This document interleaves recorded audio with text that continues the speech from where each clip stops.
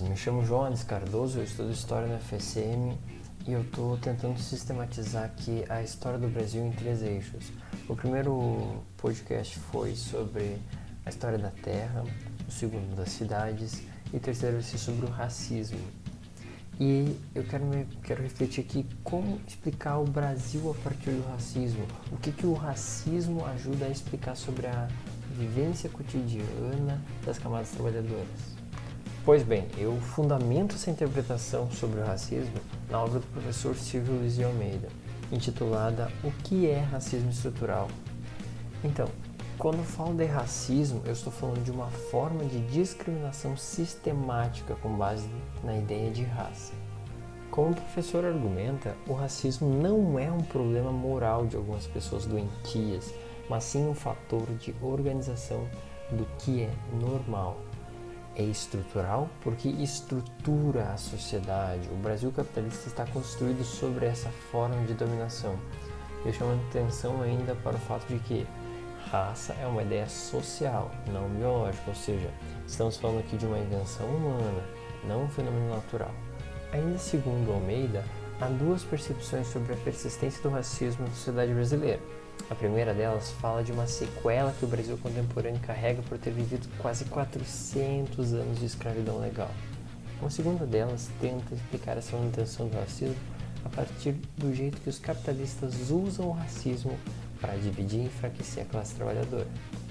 A primeira visão explica que o imaginário social foi afetado pela constante objetificação dos povos negros no Brasil, os castigos físicos, a demonização das culturas não cristãs e as retóricas sobre uma essência negra que é negativa e perigosa, inclusive algo que foi reforçado por teorias pseudocientíficas que falavam exatamente o que os donos dessas pessoas escravizadas gostariam de ouvir.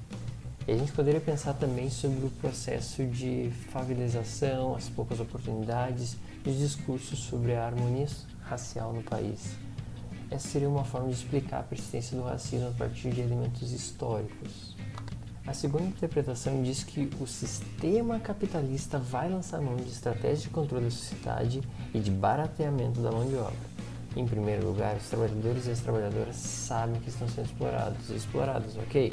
Sentem isso na pele, sabem que não tem outra escolha, porque se não quiserem emprego, o Brasil conta com 14% de desemprego, segundo dados do IBGE para 2020. Então, são necessárias formas para se domesticar esse descontentamento. Dentre essas estratégias estão as práticas de culpar as pessoas por não ter se dedicado o suficiente para acabar com a própria pobreza, uma famosa meritocracia. Outra prática é ignorar ou fazer piada de algum grupo social, reforçando o processo de silenciamento. Enfim, a principal estratégia seria dividir essa massa descontente a partir da raça. Determinar que, apesar de pobres, os brancos são melhores que os negros.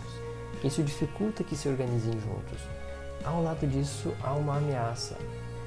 Ou tu trabalha, ou aquele grupo que quer tomar o teu emprego vai vir aqui. Assim é melhor não perder o emprego do que pensar em greves ou luta por direitos. Desse jeito, o capitalismo, ao atacar um grupo, ele enfraquece todos os trabalhadores e trabalhadoras.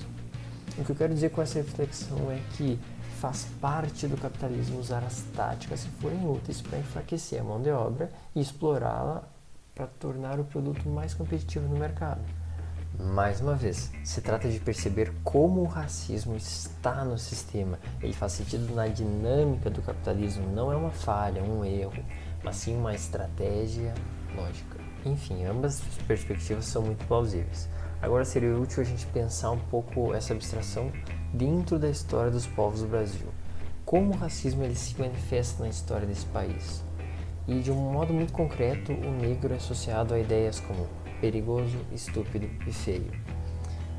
Tratar essa população como um risco à ordem permite as políticas públicas de segurança e intervenções militares ou batidas policiais que desrespeitam os direitos humanos.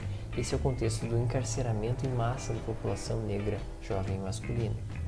Pensar o povo negro como incapaz intelectualmente gera a ideia de que essas pessoas não merecem atenção, em especial no caso das mulheres negras. Toda a crítica à sociedade é considerada mimimi, uma fala irrelevante que deve ser ignorada. E tomar as aparências de origem africana como feias, fazer ataques à estética do cabelo, dos lábios, do nariz, por exemplo, são uma forma de dizer que a beleza está no modelo de origem europeia, com seus traços finos e olhos claros. Os impactos disso podem ser muito violentos no modo como as pessoas se veem e constroem sua autoestima. Quero chamar a atenção para mais um momento em que o racismo se manifesta no Brasil, na insensibilidade frente à violência. Com a repercussão de alguns escândalos envolvendo o assassinato de uma pessoa negra, o fato é que o racismo brasileiro se estrutura tão profundamente em sociedade que as pessoas sequer reagem. Não há comoção por algo cotidiano, a normalidade não gera sentimentos profundos. Existem ainda sujeitos que ignoram a violência e buscam maneiras de culpabilizar a vítima. Ainda nesse sentido, a história da imigração está diretamente relacionada também com o racismo. Há uma pintura grotesca intitulada A Redenção de Cã. Ela é uma forma de mostrar como existe a chance de branquear a população brasileira. A imagem apresenta a avó negra, a mãe parda e o filho e o pai brancos. A vontade de branquear a população brasileira foi o principal motivo para que o Estado investisse na imigração europeia para o Brasil. O medo de uma vingança negra seria diluído conforme a população branca crescesse. Ao lado disso tudo, a gente precisa considerar também as formas de resistência, em especial do movimento negro brasileiro. A luta social sempre existiu, as pessoas sempre tentaram se defender das violências. Quando escravizadas, as pessoas fugiam, se reuniam em quilombos, lutavam, sabotavam o trabalho, negociavam, entravam com ações judiciais e por aí vai. Tudo que estiver ao alcance. O fato de manter suas crenças ou constituir família mostram como aquele contexto de violência não foi capaz de apagar a humanidade desses indivíduos. Ao longo do Império, jornais negros e clubes reuniam homens e mulheres insatisfeitos com a vida no Brasil. A República vai vivenciar com mais força essa capacidade de organização, especialmente aquelas baseadas na categoria profissional, numa espécie de sindicato. O período que acompanha o golpe de Getúlio Vargas, na década de 30, presenciou o movimento de massas da Frente Negra Brasileira, com cerca de 20 mil associados, fornecendo serviços de atenção básica. Havia a perspectiva de participação partidária num projeto nacionalista autoritário.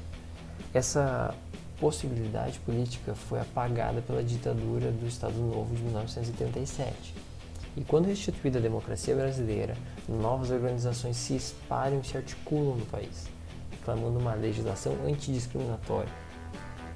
O mesmo acontece com essa força social, ou seja, é apagada pela ditadura civil-militar de 1964. Na crise do governo, emerge o movimento negro unificado, com influência das lutas antirracistas em outros países. Esse grupo de vanguarda defendia uma perspectiva marxista da questão racial, isso é, criticando o capitalismo como promotor da exploração do povo negro. A mobilização durante a redemocratização garantiu ao Brasil um estatuto da igualdade racial, o ensino obrigatório de história e cultura afro-brasileira nas escolas e, mais tarde, cotas raciais nas universidades federais do país. Enfim, aqui eu compilei algumas explicações sobre o Brasil a partir do eixo explicativo do racismo como um elemento estruturante da experiência nacional. Eu apresentei a ideia de o racismo oriundo da trajetória do país, bem como da dinâmica do capitalismo e seus mecanismos racistas. A discriminação de raça é muito útil para entender as violências naturalizadas contra as populações negras. Como último ponto, eu quis destacar que as lutas sociais dos movimentos populares são a ponta de lança contra tantas formas de dominação. E assim eu encerro a tentativa de resumir de forma crítica a história do Brasil.